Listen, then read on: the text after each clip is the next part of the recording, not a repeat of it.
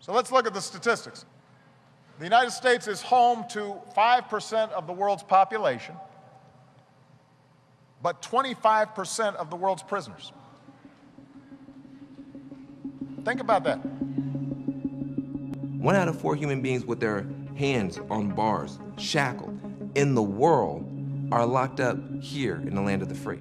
Mass incarceration means that we've got a very high rate of incarceration, historically, comparatively. And the other thing is the rate of incarceration is so high, so socially concentrated, that we're no longer incarcerating the individual, but we're incarcerating whole social groups. Well, we send people to prison to be punished and to prevent them from doing bad things again and to deter others from breaking the law. Punishment, corrections, and deterrence. We have the highest incarceration rate in the world. Over the last 30 years, that number has skyrocketed, increasing over 400%. 41% of American juveniles and young adults have been arrested by the time they turn 23. Children as young as 13 years old have been sentenced to die in prison.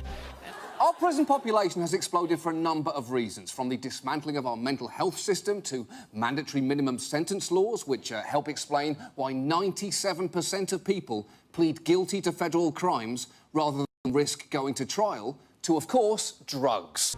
Mass incarceration is not the result of more violent crimes being committed. It is the result of disproportionate drug sentences and the criminalization of non-violent crimes. Prison leaders, America's public enemy number 1 in the United States is drug abuse.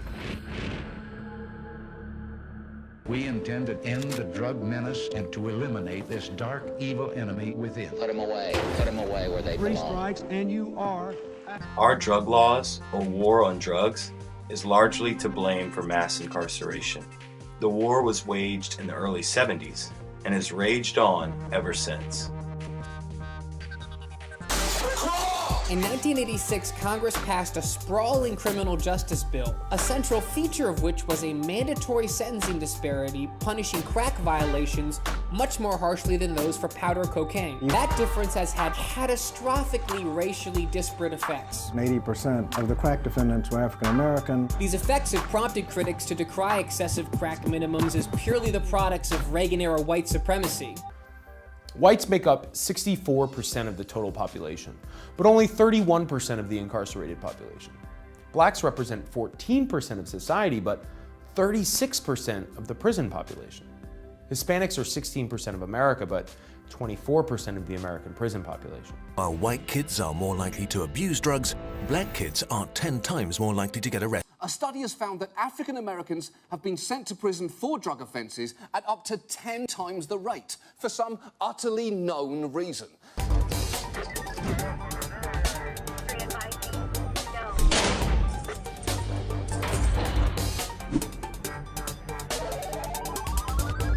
Drug use hasn't gone down, it's gone up. Boy that's walking the way, he better come back!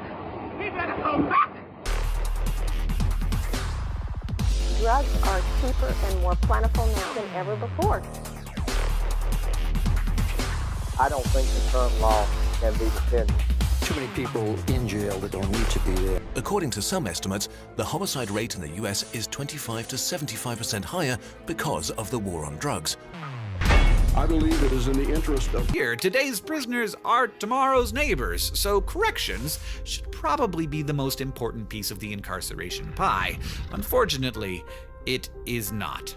Extraordinary numbers of people are in prison because of drugs, yet it is not a place to get drug treatment. They come out, and then we're surprised that we have the highest recidivism rates, and that results in this cycle of incarceration and overcrowding. We've chosen prison as a way to respond to that problem of crime. And there are a whole variety of ways that we could have chosen to respond to that problem of crime. We've chosen the response of the deprivation of liberty, and we've chosen the response of the deprivation of liberty for a historically aggrieved group whose liberty in the United States was never firmly established to begin with. Convicts are ineligible for welfare, student loans, public housing, food stamps, and are often socially disconnected from community and family support structures. So in addition to having high recidivism rates, they have very high rates of homelessness and suicide. Somewhere along the way, we started to think that being tough on crime meant being tough on criminals, but that's not the same thing. Punishment is only one piece of a much larger crime reduction pie. The policy seems to be if you've committed a felony, we just give up on you. These wars on crime, wars on drugs, they are wars on people. The smart political move is to appear tough on crime because crime is scary, so we increased minimum sentences, we arrested more people, we sent more of them to prison. That's how we looked tough on crime, but the results are in. It's bad policy. It's cruel, it's short-sighted, and to continue this policy of mass incarceration would be foolish. We're living inside of a massive $75 billion per year failed experiment. Is anything ever gonna be done about this? This is gonna change. It's gonna have to come from the people out there. Gonna have to help. You know, we can't do it from here.